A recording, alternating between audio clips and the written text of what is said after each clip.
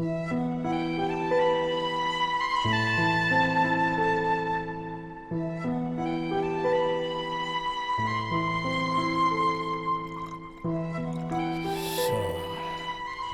பழக்கம் உனக்கு உண்டா?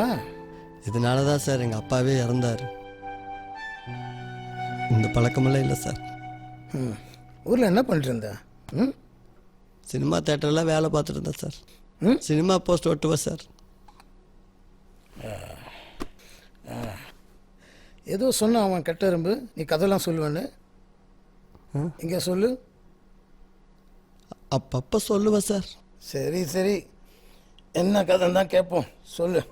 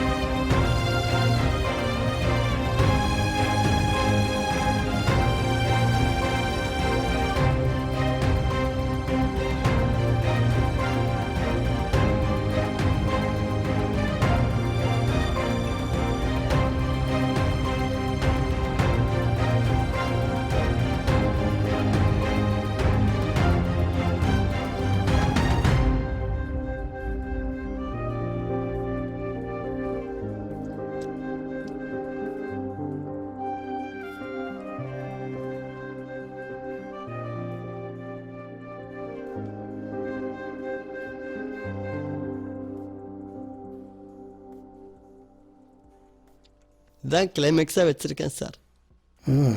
கதை ரொம்ப நல்லா இருக்கே. நான் டைரக்டர் ஆவேன் சார்.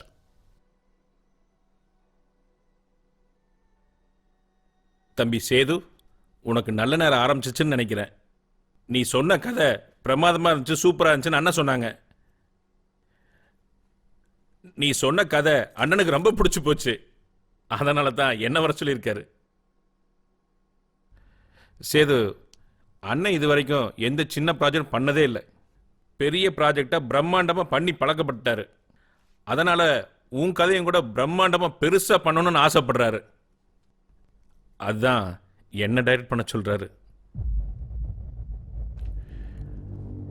சேது, நீ கவலைப்படாத, என்கிட்ட ஒர்க் பண்ணு, நல்ல எக்ஸ்பீரியன்ஸை கெயின் பண்ணிக்கலாம்.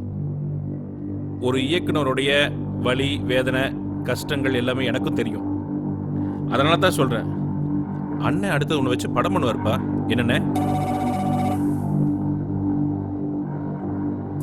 அண்ணன் எப்பவுமே சொல்கிறது தான் செய்வார். அதனால தான் சொல்கிறேன், கொஞ்சம் யோசிச்சுப்பார்.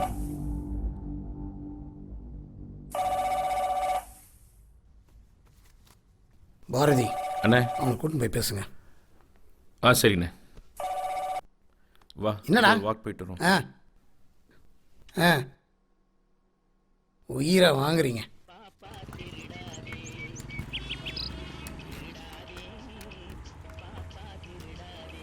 உட்கார். அடவா, உட்காருப்பா. தம்பி, ஜூஸ் சீக்கிரம் கொண்டா. சேது, உட்காருப்பா. ஏன் தயங்குற? அட, நமக்குள்ள எந்த ஃபார்மாலிட்டிஸ் கிடையாது. வா, உட்கார் ராஜா. தம்பி, சினிமாவில் வாய்ப்பு கிடைக்குங்கிறது சாதாரண விஷயம் கிடையாதுப்பா. அதுவும் நீ வந்த உடனே இந்த வாய்ப்பு கிடைக்குது பாரு, அது உன் அதிர்ஷ்டம். அது அவருக்கு பிடிச்சிருக்கு பாரு, அது அபூர்வம். அது ஏன் சொல்கிறேன்னா, நான் மட்டும் இல்லை, எத்தனையோ பேர்த்த நான் கதை சொல்ல கூட்டு போயிருக்கேன். அவ்வளோ சீக்கிரம் அவர் சாட்டிஸ்ஃபை ஆக மாட்டார். ஆனால் நீ சொன்ன கதை அவரை சாட்டிஸ்ஃபை பண்ணியிருக்குன்னா அதில் என்ன இருக்குன்னு நான் தெரிஞ்சுக்கணும் ஆசையாக இருக்கு. அட சொல்லுப்பா, அந்த கதையை கேட்கணும் ரொம்ப ஆசையாக இருக்கேன்ல. விருப்பம் இருந்தால் சொல்லு. சொல்கிறேன் சார். சொல்லு.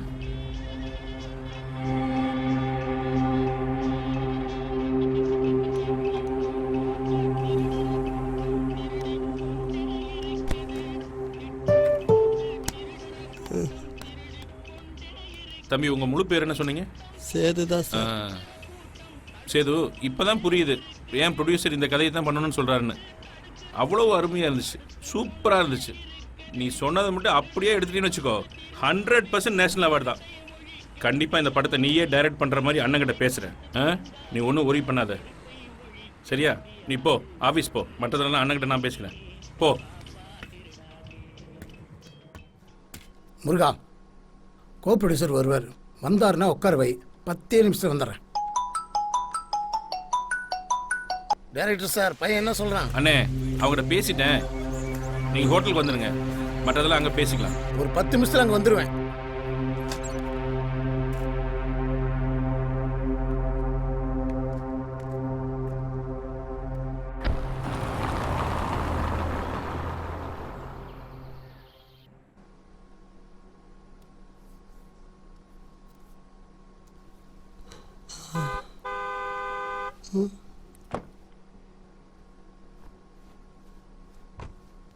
வாங்க சார். சார் வெளியே போயிருக்காரு. என்ன வரேன்னு சொன்னாரா?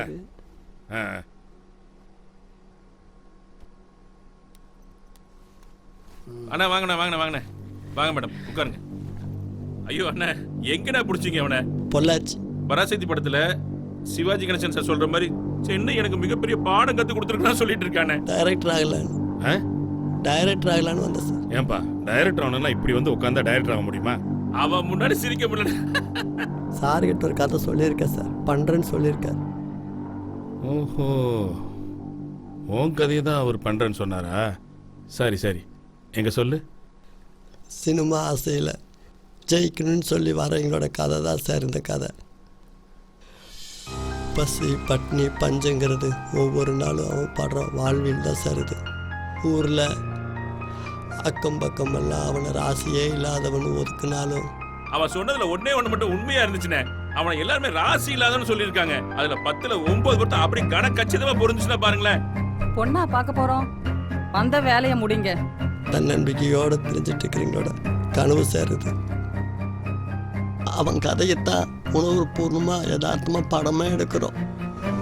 ஆனால் கண்டிப்பாக சார் இந்த படம் அவார்டு வாங்கும். நம்ம கம்பெனி மூலமாக ப்ரொடியூஸ் பண்ணோம்னா நிச்சயமாக ஒரு நல்ல கதையை ப்ரொடியூஸ் பண்ணுன்ற ஒரு திருப்தி நமக்கு இருக்கும். இந்த பையனால் நமக்கும் ஒரு அவார்டு கிடைக்கும். Sir producer. வர சொல். வாங்க. அண்ணே வணக்கண்ணே. வணக்கம். வணக்கம்மா. என்னண்ணே ஊருக்கு போனீங்க, அப்படியே செட்டில் ஆகிட்டீங்களா? படம் எடுக்கணும்னா வந்து தானே ஆகணும். ஒரு இடம் பார்க்க போயிருந்தேன். சூப்பர்ண்ணே. அண்ணே, நீங்கள் வேலைக்கு சேர்த்துருக்கீங்களே சேதுன்னு ஒரு பையன், அவன் நம்ம ஊருக்கார பையனே, ரொம்ப நல்ல பையனே. ஒரு 10 நிமிஷம்ண்ணே அவன் கதையை சொன்னான் பாருங்க, அப்படியே கண் கலங்க வச்சுட்டான்னே.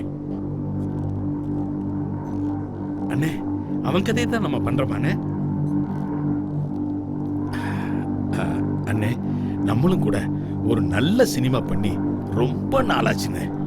அவன் சொன்ன கதையை அப்படியே பண்ணுவோம்னே. அப்படியே படம் பண்ணுறதுக்கு நீ எதுக்கு எனக்கு? படம் அவன் சொல்கிற மாதிரிலாம் எடுக்க முடியாது. அப்படியே எடுத்தா படம் பார்க்க முடியாது, அங்கங்கே பட்டி பார்க்கணும்.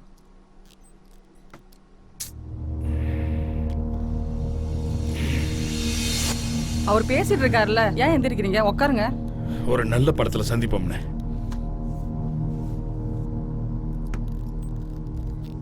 உன்ட்ட என்னடா சொன்ன? வருவாரு, தண்ணி கொடுத்து உட்கார வைங்க தானே சொன்னேன். போன நோட்டிக்கினே இருக்கிறான். அவனை போய் கூட்டு வாடா. ஊர்ல நிலத்தையும் அதையும் இதையும் வித்துட்டு வந்து நாங்க படம் எடுக்கிறோம். அதுக்கு பிறகு பல பிரச்சனை, 3T விசிடி, அந்த விசிடி, இந்த விசிடி, அதெல்லாம் பார்த்து வந்தா நிக்கிறோம்.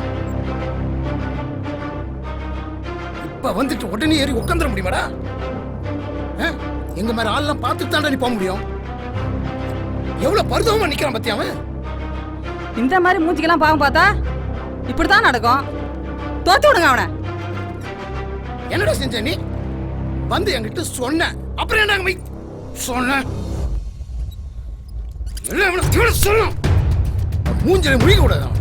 அடிச்சு அவன் ஆபீஸ் விட்டு வெளியே தடுத்தான்.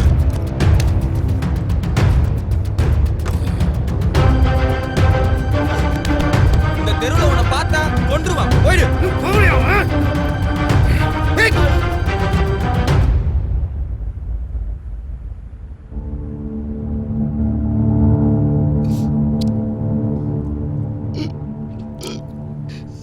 அம்மா கூட எங்களை 10 மாசம்தான் சார் சுமந்தா.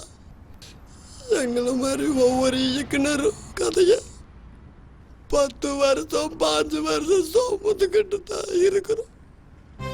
அது என்னோட கதை சார், என்னோட கோலத்தை. அதுக்கு உங்களோட பேரு இன்சில் எல்லாம் போடணுங்கிறீங்களா சார்?